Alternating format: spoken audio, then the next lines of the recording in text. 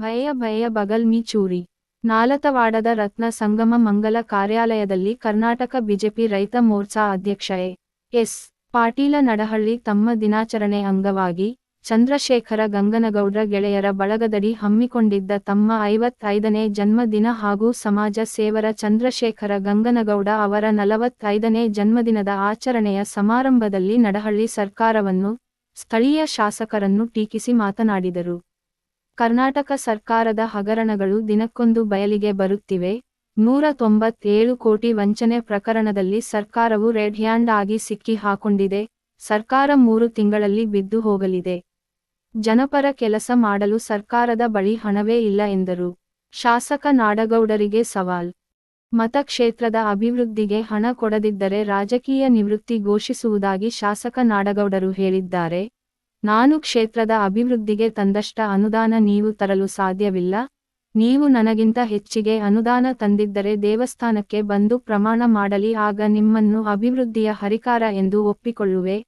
ಬಡವರಿಗಾಗಿ ನಾನು 800 ಮನೆಗಳನ್ನು ಸರ್ಕಾರದಿಂದ ಮಂಜೂರಾತಿ ಮಾಡಿಸಿ ಅಂದಿನ ಮುಖ್ಯಮಂತ್ರಿ ಬಸವರಾಜ ಬೊಮ್ಮಾಯಿಯವರ ಕೈಯಿಂದ ಹಕ್ಕುಪತ್ರಗಳನ್ನು ಬಡವರಿಗೆ ಕೊಡಿಸಿದೆ.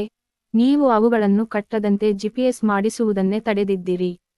ನಾನು ತಂದ ಅನುದಾನ ಲೆಕ್ಕ ಹಾಕುತ್ತಾ ಅದೇ ಅನುದಾನ ಬಳಸುತ್ತಾ ನಿಮ್ಮ ಅವಧಿ ಮುಗಿಸುತ್ತೀರಿ. ನಾವು ಕಟ್ಟಿದ ಸಮುದಾಯ ಭವನ ಹಾಳಾಗುವ ಮೊದಲು ಉಪಯೋಗಿಸಿಕೊಳ್ಳಿ. 800 ಆಶ್ರಯ ಮನೆಗಳನ್ನು ಕಾಂಗ್ರೆಸ್, ಬಿಜೆಪಿ ಎಂದು ರಾಜಕೀಯ ಮಾಡದೆ ನಿಜವಾದ ಬಡವನಿಗೆ ಮನೆ ಕೊಟ್ಟಿರುವೆ. ನೀವು ಪಟ್ಟಣ ಪಂಚಾಯಿತಿ ಬಾಗಿಲನ್ನು ಹಾಕಿಕೊಂಡು ಮೀಟಿಂಗ್ ಮಾಡುತ್ತೀರಿ. ನಾನು ಒಬ್ಬನೇ ಒಬ್ಬ ಕಾಂಗ್ರೆಸ್ ಕಾರ್ಯಕರ್ತನಿಗೆ ಅನ್ಯಾಯ ಮಾಡಿದ್ದರೆ ಅವನ ಕಾಲನ್ನು ಹಿಡಿದು ಕ್ಷಮೆ ಕೇಳುವೆ. ತಾಕತ್ ಇದ್ದರೆ ಬಡವರಿಗೆ ಮನೆ ಕಟ್ಟಲು ಬಿಡಿ. ನಾನು ತಂದ ಅನುದಾನ ಸದುಪಯೋಗ ಮಾಡಿಕೊಳ್ಳಿ ಎಂದು ಸವಾಲ್ ಹಾಕಿದರು. ಕೆಂಚಪ್ಪ ಬಿರಾದಾರ, ಎಂ. ಎಸ್.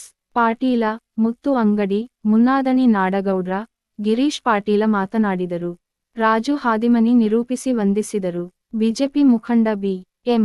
ತಾಳಿಕೋಟಿ, ವಕೀಲರು ವೀರೇಶ್, ರಕ್ತಸಗಿ, ಅಂಬರೀಶ್, ವಡಗೇರಿ, ಸುನೀಲ್, ಗಡೆದ, ಶಿವು, ಲಟಗೇರಿ, ಸುನೀಲ್, ಛತ್ರಿ ಸೇರಿದಂತೆ ಸಾವಿರಾರು ಕಾರ್ಯಕರ್ತರು ಇದ್ದರು. ವರದಿ ಅಬ್ದುಲ್ ರಜಾಕ, ರಕ್ಕಸಗಿ, ನಾಲತವಾಡ.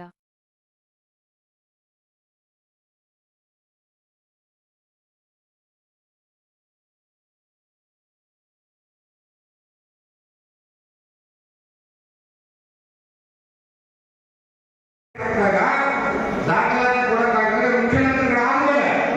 ಮುಖ್ಯಮಂತ್ರಿಗಳಾದ್ಮೇಲೆ ಮನ್ಮಾಗ ಲೋಕಸಭಾ ಚುನಾವಣೆ ಮುಂದೆ ಮರುದಿನ 2 ದಿನದಲ್ಲಿ ಡಿ.ಕೆ. ಶಿವಕುಮಾರ್, ಸಿದ್ದರಾಮಯ್ಯನವರು ಮತ್ತು ರಾಹುಲ್ ಗಾಂಧಿ 3 ಜನ ಬೆಂಗಳೂರು ಬಿಟ್ಟು ಬೇರೆ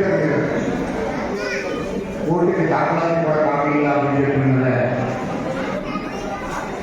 ಇವತ್ತು ಲೋಕಸಭಾ ಚುನಾವಣೆಯಲ್ಲಿ 197 ಕೋಟಿ ರೂಪಾಯಿ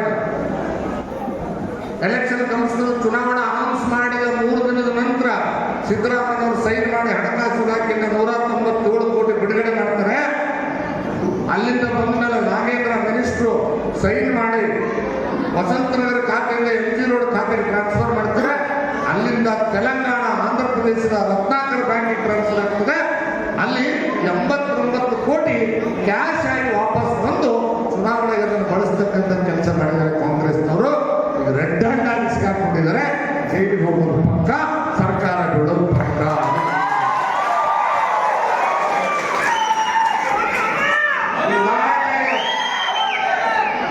ಇವತ್ತಿನ ನಮ್ಮ ಶಾಸಕರು, ಯಾಕಂದ್ರೆ ಹೊಳಬೇಕಾಗ್ತದೆ, ನಮ್ಮ ಶಾಸಕರು ಈ ತಾಲೂಕಿನ ನಮ್ಮ ಶಾಸಕರು ಹೇಳೋರು ಸುಮ್ಮನೆ ನಾಟಕ ಮಾಡಕ್ಕೆ ಹೇಳೋದು, ಕರೆ ಹೇಳೋದು ಗೊತ್ತಿಲ್ಲ. ಅವರು ಹೇಳೋರು ಹಣ ಕೊಡೋರು ರಾಜಕೀಯ ತ್ಯಾಗ ಮಾಡ್ತೀವಿ ಅಂತ, ಅಭಿವೃದ್ಧಿಗೆ ಹಣ ಕೊಡೋರು ರಾಜಕೀಯ ತ್ಯಾಗ ಮಾಡ್ತೀವಿ ಅಂತ ಮಾಡ್ತಾ ಇರ್ತಾರೆ. ಪ್ರಶ್ನೆ ಆಗಿಲ್ಲ. ಹಣ ಕೊಡೋದಾಗಲಿ ₹1 ಹಣ ಕೊಡ್ತಾ ಇಲ್ಲ. ಇದೇ ನಾಲ್ಕವಾಡ ನಗರಕ್ಕೆ ಹೈಯೆಸ್ಟ್ ಫಂಡ್ಸ್ ಕೊಡುವುದಿಲ್ಲ. ಇವತ್ತೇನು ಇನ್ನೊಂದು ವ್ಯವಸ್ಥೆ ನಡೀತಾ ಇದೆ. ಅದನ್ನ 15 ತಿಂಗಳು ಬಂದಿಟ್ಟಿದ್ರು ರೀಚ್ ಚಾಲು.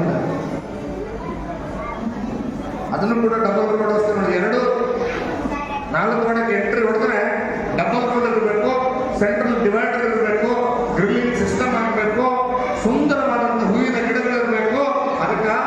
ಉತ್ತಮವಾದಂಥ ಲೈಟಿನ ವ್ಯವಸ್ಥೆ ಇರಬೇಕು. 4 ವಾರ್ಡ್ ನಗರವನ್ನ ಎಂಟ್ರಿ ಆದರೆ ಪ್ರತಿಯೊಬ್ಬ ವ್ಯಕ್ತಿ ಯಾವುದೇ ಅತಿಥಿ ಬಂದ್ರೆ ಶಬಾಷ್ ಇದು ವೀರಶೈವ ಶರಣರ ಊರು ಅಂತ ಕೆಲಸ ಮಾಡಿದ್ರು. ನಾನು ನಿಂತಮೇಲೆ ನಾನು ಸೋತ ಮೇಲೆ ಸರ್ಕಾರ ಬದಲಾವಣೆ ಆದ್ಮೇಲೆ ಅಷ್ಟೇ ಕುಂತ್ಕಂತ ನಡೆದ್ವಿ. 14 ತಿಂಗಳಲ್ಲಿ ನಾವು ತಂದು ಹಣ್ಣು ರಸ್ತೆ ಆಗೈತಿ, ಡಿವೈಡರ್ ಆಗಿಟ್ಟಿಲ್ಲ, ಅದು ಬಿಲ್ ಆಗಿಲ್ಲ. ನಾವು 1 ವರ್ಷ ಬಿಲ್ ಆಗುತ್ತೆ, 2 ವರ್ಷ ಹೊರಗೆ ಆಮೇಲೆ 1 ವರ್ಷಕ್ಕೆ ಗಿಡ ಮತ್ತು ಮಣ್ಣು ಹಾಕ್ತಾರೆ. ಮಣ್ಣಾಗಿ ಗಿಡ ಬೇಕಾದ್ರೆ ನೋಡ್ಕೊಂತೀವಿ, ಬರ್ಬೋದು. ನಾ ಹೇಳಿದ ಸುಳ್ಳ ಮಾಧ್ಯಮ ಸ್ನೇಹಿತರಿಗೂ ಬರ್ಬೇಕು. ಕೊನೆಯ ವರ್ಷಕ್ಕೆ ಹೂ ಅವರು ಏನು ಮಾಡಲ್ಲ. ಏನಿದ್ರು ನಾವು ತಂದು ಕೊಟ್ಟಿರ್ತಕ್ಕಂಥ ಹಣ, ನಾವು ಹಾಕಿರ್ತಕ್ಕಂಥ ಅನುದಾನದಲ್ಲಿ ಆಗ್ತಕ್ಕಂಥ ಕೆಲಸ. ಅದೇ ರೀತಿ ನಾಡು ಹೋಗೋದು. ಇವತ್ತು ಅಂಬೇಡ್ಕರ್ ಮೂರ್ತಿ ಸ್ಥಾಪನೆ ಮಾಡಿದ್ದಾರೆ, ಬಸವೇಶ್ವರ ಮೂರ್ತಿ ಸ್ಥಾಪನೆ ಮಾಡಿದ್ದಾರೆ, ಅಲ್ಲಿ ಒಂದು ಸಮುದಾಯ ಭವನ ಮಾಡಿದ್ರು. ಯಾಕೆ ಬಂದ್ ಮಾಡಿದ್ದಾರೆ? ನಾನು ಈಗಾಗಲೇ MS ಮಾಡ್ಕೊಂಡು ಹೇಳಿದ್ದೀನಿ, ಊರಿಗೋಸ್ಕರ ಕಟ್ಟಿರೋದು ಯಾರ ಅಪ್ಪನ ಆಸ್ತಿ ಅಲ್ಲ. ಸರ್ಕಾರ ನಮ್ಮ ಸರ್ಕಾರ ಅಂತ ಕಟ್ಟಿದ್ದೇನೆ, ಅದು ನಾಳೆಯಿಂದ ಓಪನ್ ಮಾಡಿ ನೀವು ಅದನ್ನ ಉಪಯೋಗ ಮಾಡಬೇಕಂದ್ರೆ ಸಾರ್ವಜನಿಕರು ಉಪಯೋಗ ಮಾಡಬೇಕಂತ ಸಾರ್ವಜನಿಕರು ಉಪಯೋಗ ಮಾಡಿ. ಯಾವುದೇ ಮದುವೆ ಮುಂಜಿ ನೋಡಿ ಬಡವರು ಮದುವೆ ಮಾಡಬೇಕಾಗುತ್ತೆ, ಕಲ್ಯಾಣ ಮಂಟಪ ದುಡ್ಡು ಕೊಡೋಕ್ಕಾಗ್ತದೆ, ಆಗಲ್ಲ. ಓಪನ್ ಮಾಡಿ ಕೇಳು ಜನ ಅನ್ನಿಸ್ಬೇಕಾದ್ರೆ ಕ್ಲೀನ್ ಮಾಡಿ ಯಾರೇ ಉಪಯೋಗ ಮಾಡಿಕೊಂಡು ನೀಟಾಗಿ ಕ್ಲೀನ್ ಮಾಡಿಕೊಡ್ಬೇಕು ಅಂತ ಹೇಳಿ ಅದಕ್ಕೋಸ್ಕರ ಮಾಡಿರ್ತಕ್ಕಂಥ. ಜೊತೆಗೆ ನಾನು ನೋವಿನ ಮಾತ್ರ ಹೇಳಲಿಕ್ಕೆ ಬಯಸ್ತೀನಿ. ಅದೇ ಮಕ್ಕಳ ನೋಡಿ ಯಾರು ಸೀಕ್ರೆಟ್ ಒಂದು ಇವ್ರು ಮನೆ ಆಗಿರಬಾರ್ದು, ಎರಡನೇದು ಅಜಾಣ ವಸತಿ ಮಾಡ್ತಾರೆ. ಹಿಂದೆ ಆ ಕೇಸ್ ನನ್ನ ಹತ್ರ ಬಂದಿತ್ತು. ನಾನು ಸ್ಪಷ್ಟವಾಗಿ ಅಧಿಕಾರಿಗಳಿದೆ, ಯಾವುದೇ ಕಾನೂನು ನಿಯಮದಲ್ಲಿ ಮಾಡಬೇಡಿ, ಕಾನೂನಿನ ನಿಯಮಾವಳಿ ಪ್ರಕಾರ ಮಾಡಿ ಕೋರ್ಟಿಗೆ ಸಬ್ಮಿಟ್ ಮಾಡಿ. ಉಳಿದವನ ಒಡೆಯ ಹೆಂಗೆ ಬಂದಿದೆ ಹಂಗೆ ವಾಸಿಸುವವನ ಒಡೆಯ ಅಂತ ಕಾನೂನು ಬಂದು ಬಹಳ ದಿನ ಆಗಿದೆ. ಆ ಮನೆಯಲ್ಲಿ ಯಾರು ವಾಸ ಮಾಡ್ತಾರೆ ಆ ಮನೆ ಅವ್ರದ ಕಾನೂನಿದೆ. ಶಾಸಕರಿಗೆ ಗೊತ್ತಿಲ್ಲ ನಮಗೆ, ನಿಮ್ಮ ಊರಿನಲ್ಲಿ ನೀವು ವಾಸ ಮಾಡ್ತೀರಾ, ಇದು ದೇವರು ಒಪ್ತಾನೆ ಇಲ್ಲ, ಒಪ್ತಾನೆ ದೇವರು. ಹೇಗೆ ಉಳುವವನ ಒಡೆಯ ಅಂತ ಕಾನೂನು ಬಂತಲ್ಲ, ಅವ ದೇಶಮುಖ ಸಾವಿರಾರು ಎಕರೆ ಭೂಮಿನ ಬಡವರು ಬಿಟ್ಕೊಟ್ರು. ಅದಕ್ಕೆ ಇವತ್ತಿಗೂ ಅವ್ರು ನೆನೆಸ್ತಾರೆ. ನೀವು 300 ಮನೆ ಬಡವರು ಬಿಟ್ಕೊಡೆ, ನಿಮ್ಮನ್ನು ನೆನೆಸ್ತಾರೆ.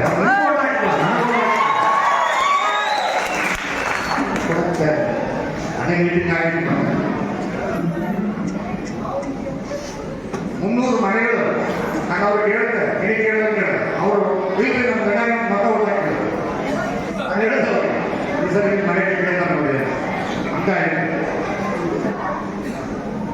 ಅದಕ್ಕೆ ನಾನು ವಿನಂತಿ ಮಾಡ್ತೇನೆ, ಇದು ಮಾಧ್ಯಮ ಸ್ನೇಹಿತರನ್ನ ಮತ್ತೊಂದು ವ್ಯವಸ್ಥೆ ಮಾಡಬೇಕಾಗಿತ್ತು, ಮಾಡೋಕ್ಕಾಗಿಲ್ಲ. ಇನ್ನೊಂದೇನು ಮಾಡಿದ್ರು ದಾಖಲಾತಿ ಕೊಡ್ತೀನಿ, ನಾನು ಸುಮ್ಮನೆ ಕೊಡೋದಿಲ್ಲ, ದಾಖಲಾತಿ ಕೊಡ್ತೀನಿ.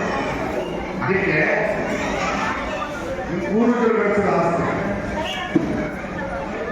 ಹಿಂದೆ ನೀವು ಗಣಿಗಳಾಗಿದೆ ಗೊತ್ತಿದೆ. ಗಣಿಗಳ ಎಲ್ಲ ಆದ್ರೆ ಆ ಜಾಗದಲ್ಲಿ 40-50 ವರ್ಷದಿಂದ ಏನು ವಾಸವಾಗಿದ್ದಾರೆ ಅವ್ರು ನನಗೆ ಓಟ್ ಹಾಕಿದವರಲ್ಲ ಶಾಸಕರೇ, ನಿಮ್ಗೆ ಓಟ್ ಹಾಕಿದವರು ನಿಂಬಲ್ಲಿ ಬಂದರು.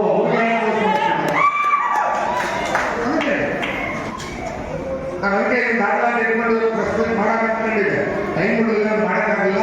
ಹೀಗಾಗಿ ಮಾಧ್ಯಮ ಜೊತೆ ನೇರವಾಗಿ ನಾನು ಮಾಡಿದ್ದೆ ಅಂತ ಹೇಳಿ ಮನೆ ಕೊಟ್ಟು ಏನ್ ಮಾಡಬೇಕು? ಸೆಂಟ್ರಲ್ ಗೌರ್ಮೆಂಟ್ 1.5 ಲಕ್ಷ ಕೊಡ್ತೀವಿ, ಇದಕ್ಕೆ ರಾಜ್ಯ ಸರ್ಕಾರ 1.5 ಲಕ್ಷ ಕೊಡಿಸಿ. ಸುಮ್ಮನೆ ಲಿಸ್ಟ್ ಕಳಿಸಿದ್ರೆ ಸಾಕು, ನರೇಂದ್ರ ಮೋದಿ ಅವರು ಕೊಡ್ತಾರೆ. ನಿಮ್ಮಂತೆ ಕಾಂಗ್ರೆಸ್ ಜಾತಿ ಯಾವ ತರ ನಮ್ಗೆ ಎಂದು ನರೇಂದ್ರ ಮೋದಿ ನೋಡಲ್ಲ, ನೇರವಾಗಿ ಅವರು ಹಣ ಬಿಡುಗಡೆ ಮಾಡ್ತಾರೆ. 3 ತಿಂಗಳ ಒಳಗಡೆ ನೀವೇನು ಅಕೌಂಟ್ ನಂಬರ್ ಎಲ್ಲ ಕೊಟ್ಟು ಅದನ್ನ ಗೌರ್ಮೆಂಟ್ಗೆ ಕಳಿಸಿದ್ರೆ ಆ ಅಕೌಂಟ್ಗೆ ನೇರವಾಗಿ ಹಣ ಬರ್ತದೆ. ಮೊದಲೇ ಹಣ ಬರ್ತಂದ್ರೆ ಪಾಪ ಮನೆ ಕಟ್ಟಿರ್ತಾರೆ, ಅದಕ್ಕೊಂದು ನೋಟಿಸ್ ಕೊಡ್ತಾರೆ, ಮತ್ತೆ ಬಿಳಿ ಹಣ ಸೈನ್ ಮಾಡಿಸ್ಕೊಳ್ಳೋದು. ನಾನು ಓದ್ತಾ ಇದ್ದೇನೆ, ಬೇಡ ಓದೋದಕ್ಕೆ ಸಮಯ ವಿಷಯ ಇವತ್ತು ನಿರೀಕ್ಷೆನೂ ಅಲ್ಲ. ಯಾಕೆ ಮಾಡ್ತೀರಾ? ಯಾಕೆ ದ್ವೇಷ? ಯಾಕೆ ನನ್ನ ಜೀವನದಲ್ಲಿ ದ್ವೇಷ ಮಾಡಿಲ್ಲ.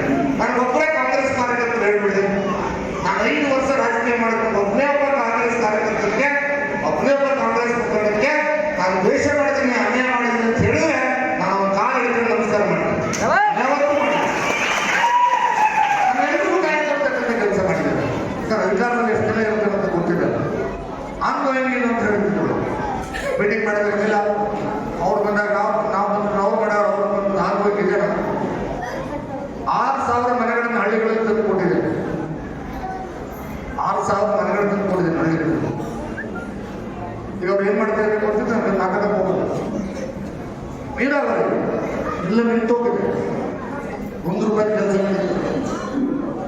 ಇದೇ ಊರಲ್ಲಿ 2.5 ಕೋಟಿ ರೂಪಾಯಿ ಕೆಲಸ. ಆ ಸ್ಕೂಲ್ ಹೊಸ ಬಿಲ್ಡಿಂಗ್ ಕಟ್ಟಕ್ಕೆ ಶಾಸಕರ ಮಾದರಿ ಸ್ಕೂಲ್ ಅಂತ 1 ಕೋಟಿ ಇನ್ನೂ ಅಂತ ಕನ್ಸ್ಟ್ರಕ್ಷನ್ ಅದು ನನಗನ್ನಿಸ್ತದೆ. ಅದಕ್ಕೆ ಅವ್ರು ಫ್ರಸ್ಟ್ರೇಟ್ ಆಗಿ ಮಾತಾಡಿದರೆ ಅವ್ರು ಸರ್ಕಾರದಲ್ಲಿ ದುಡ್ಡು ಸಿಗಲ್ಲ, 5 ವರ್ಷ ಕುಟ್ಕೋತ ಎಸ್ ಪಾಟೀಲ್ ನಡಳ್ಳಿ ತಂದಿರೋ ಕೆಲಸನ ಮಾಡಿ ನಾನೇ ಮಾಡಿದ್ದೀನಿ ಅಂತ ಹೇಳ್ಬೇಕು ಅಂತ ಯೋಚನೆ ಮಾಡಿದ್ರು. ಅದಕ್ಕೆ ನಾನು ವಿನಂತಿ ಮಾಡ್ತೇನೆ, ಅವ್ರ ಹತ್ರ ಗೌರವವಾಗಿ ವಿನಂತಿ ಮಾಡ್ತೇನೆ. ಇವು ಅಭಿವೃದ್ಧಿ ಕೆಲಸಕ್ಕೆ ನಾವು ನೀವು ಚಾಲೆಂಜ್ ಹಾಕೋಣ. ಚಾಲೆಂಜ್ ಅಪ್ಪ ನಮಗೆ ವೀರೇಶ್ವರ ಸೆಂಟರ್ ಕೂಡ ನಮ್ದು ನಿಮ್ದು ಚಾಲೆಂಜ್. ನಾ ಎಷ್ಟು ಕೋಟಿ ತಂದಿನಿ, ನನಗಿಂತ 1 ಕೋಟಿನೇ ಹೆಚ್ಚಿಗೆ ತರಬೇಕು. 1 ಕೋಟಿ ನಾನು ನಿಮ್ಗಿಂತ 1 ಕೋಟಿ ನಾ ಹೆಚ್ಚಿಗೆ ತಂದು ತೋರಿಸ್ತೀನಿ. ಅವಾಗ ಆ ಚಾಲೆಂಜ್ ಬೇಕಾದ್ರೆ ಮಾಡೋಣ, ಆ ರೀತಿ ಕಾಂಪಿಟೇಷನ್ ಮಾಡೋಣ. ಬಡವ್ರ ಮನೆ ಕ್ಯಾನ್ಸಲ್ ಮಾಡೋದಿಲ್ಲ, ಅಥವಾ ಬಡವ್ರ ಹೊಟ್ಟೆ ಮೇಲೆ ಹೊಡಿತಕ್ಕಂಥ ಕೆಲಸ ಮಾಡೋದು, ಹೆಚ್ಚಿನ ಅಭಿವೃದ್ಧಿ ಕೆಲಸ ಮಾಡೋದಕ್ಕೆ. ಈಗ ನೀವು ಇದೇ ಅಧಿಕಾರದಲ್ಲಿ ಇದ್ದೀರಿ, 5 ವರ್ಷ ಇರ್ತಿರ್ಲಿಲ್ಲ ಗೊತ್ತಿಲ್ಲ. ಈಗ 3 ತಿಂಗಳಲ್ಲಿ ಬಿದ್ದೋಗುತ್ತೆ ಈ ಸರ್ಕಾರ. ಯಾಕಂದ್ರೆ ದುಡ್ಡೇ ಇಲ್ಲ ಇರ್ತಾರೆ. ನಿಮಗೆಲ್ಲ ಗೊತ್ತಿದೆ. ಇಲ್ಲಿ ಕೂತಿರ್ತಕ್ಕಂಥ ನಾಯಕರಿಗೆ ನಾನು ನಿಜವಾಗ್ಲೂ ಧನ್ಯವಾದ ಹೇಳಬೇಕು. ಸಿದ್ದರಾಮಯ್ಯ, ಡಿ ಕೆ ಶಿವಕುಮಾರ್ ಸೇರಿ ತಿಂಗಳಿಗೆ 2,000 ಕೊಟ್ಟು ಹೆಣ್ಮಕ್ಳು ವ್ಯಾಪಾರಿಸಬೇಕು ಅಂತ ಮಾಡಿದ್ರು. ನಮ್ಮ ಹೆಣ್ಮಕ್ಳು ಇಷ್ಟು ಹುಷಾರು ಅಂದ್ರೆ 2,000 ರೂಪಾಯಿ ತಗೊಂಡ್ರು ಒಳ್ಳೆ ನರೇಂದ್ರ ಮೋದಿ ಓಟ್ ಹಾಕ್ತಕ್ಕಂಥ. ಅದಕ್ಕೆ ಅವರ ರಾಜಕೀಯ ಪ್ರಜ್ಞೆಗೆ ನಾವು ಮೆಚ್ಚಲೇಬೇಕು. ಹೆಚ್ಚಿಗೆ ಮಾತಾಡಲಿಕ್ಕೆ ಹೋಗೋದಿಲ್ಲ, ಅನಿವಾರ್ಯ ಇತ್ತು ಅಂತ ನಾನು ಕೆಲವು ವಿಚಾರಗಳನ್ನು ಮಾತನಾಡಿದ್ದೇನೆ. ಮುಂದಿನ ತೀರ್ಮಾನಗಳಲ್ಲಿ ಖಂಡಿತ ಭಾರತೀಯ ಜನತಾ ಪಕ್ಷ ಈ ಒಂದು ಮೊನ್ನೆ ಲೋಕಸಭಾ ಚುನಾವಣೆ ಡಿ ಮುದ್ದೇಬೇಡ ಮತಕ್ಷೇತ್ರದಲ್ಲಿ ನಾವು ಲೀಡ್ ತರಬೇಕು. 4,000 ನಮ್ಗೆ ಲೀಡ್ ಬಂದಿದೆ. ಒಂದೇ ವರ್ಷದಲ್ಲಿ ಮತ್ತೆ ಆಗಿರ್ತಕ್ಕಂಥ ತಪ್ಪನ್ನ ಸರಿಪಡಿಸ್ತಕ್ಕಂಥ ಕೆಲಸವನ್ನ ನಮ್ಮ ಕಾರ್ಯಕರ್ತರು ಮಾಡಿದ್ದಾರೆ. ನಮ್ಮಿಂದಲೂ ಕೆಲವು ತಪ್ಪಾಗಿದೆ ಅಂತ ನನಗೆ ಅನಿಸ್ತದೆ. ನಾನು ಆ ತಪ್ಪುಗಳನ್ನು ತಿಳ್ಕೊಂಡಿದ್ದೆ. ನೇರವಾಗಿ ನನಗೆ ಹೇಳಿ, ನನ್ನಿಂದ ಏನು ತಪ್ಪಾಗಿದೆ ಅದನ್ನು ಹೇಳಿ. ನಾನು ನಿಮ್ಮವರು, ನಿಮ್ಮ ಜೊತೆಗೆ ಇರ್ತೇನೆ. ವಯಸ್ಸಿನಲ್ಲಿ ಚಿಕ್ಕವರಿದ್ದಂತ ನನಗೆ ಹಿರಿಯರು ಬುದ್ಧಿ ಹೇಳಿ ನಾನು ತಿಳ್ಕೊಂಡು ನಡ್ಕೊಂಡೆ. ನಮ್ಮ ಕಾರ್ಯಕರ್ತರ ರಕ್ಷಣೆ ಮಾಡಬೇಕು, ಅವ್ರು ಒಳ್ಳೆಯ ಮಾಡಬೇಕು.